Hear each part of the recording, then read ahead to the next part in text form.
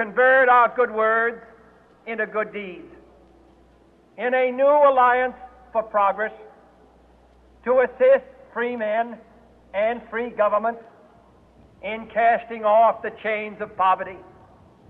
But this peaceful revolution of hope cannot become the prey of hostile powers.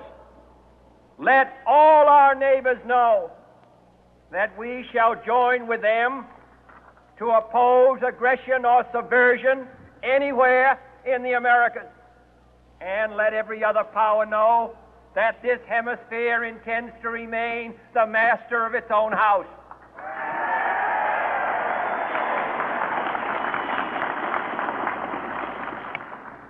To that World Assembly of Sovereign States, the United Nations, our last best hope, in an age where the instruments of war have far outpaced the instruments of peace, we renew our pledge of support to prevent it from becoming merely a forum for invective, to strengthen its shield of the new and the weak, and to enlarge the area in which its writ may run. Finally, to those nations who would make themselves our adversary, we offer not a pledge, but a request that both sides begin anew the quest for peace. Before the dark powers of destruction, unleashed by science, engulf all humanity in planned or accidental self-destruction, we dare not tempt them with weakness, for only when our arms are sufficient beyond doubt can we be certain beyond doubt that they will never be employed. But neither can two great and powerful groups of nations take comfort from our present course, both sides overburdened by the cost of modern weapons, both rightly alarmed by the steady spread of the deadly atom, yet both racing to alter that uncertain balance of terror that stays the hand of mankind's final war. So let us begin anew, remembering on both sides that civility is not a sign of weakness, and sincerity is always subject to proof. Let us never negotiate out of fear, but let us never fear to negotiate.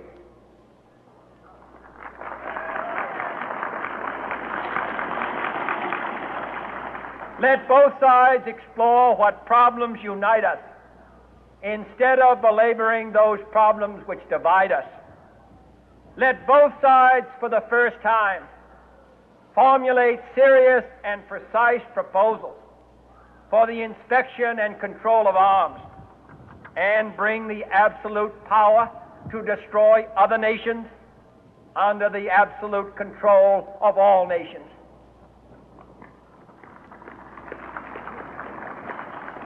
Let both sides seek to invoke the wonders of science instead of its terrors. Together, let us explore the stars, conquer the deserts, eradicate disease, tap the ocean depths, and encourage the arts and commerce. Let both sides unite to heed in all corners of the earth the command of Isaiah to undo the heavy burden and let the oppressed go free. And if a beachhead of cooperation may push back the jungle of suspicion, let both sides join in creating a new endeavor, not a new balance of power, but a new world of law, where the strong are just and the weak secure and the peace preserved. All this will not be finished in the first 100 days, nor will it be finished in the first 1,000 days, nor in the life of this administration, nor even perhaps in our lifetime on this planet. But let us begin.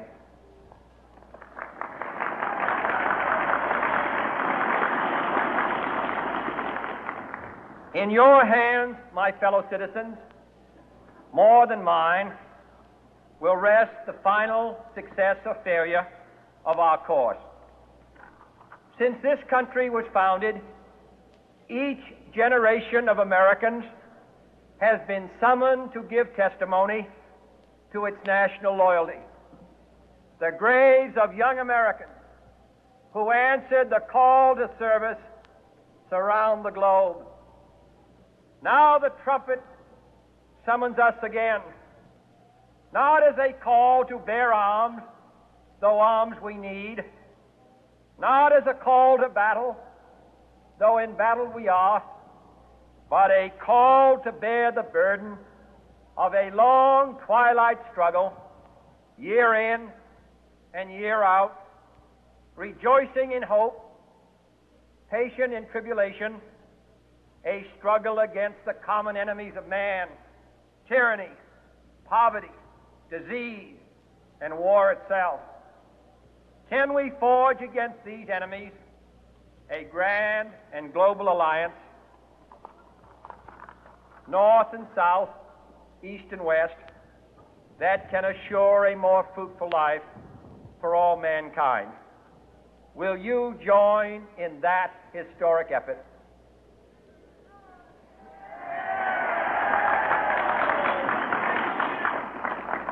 In the long history of the world, only a few generations have been granted the role of defending freedom in its hour of maximum danger. I do not shrink from this responsibility. I welcome it.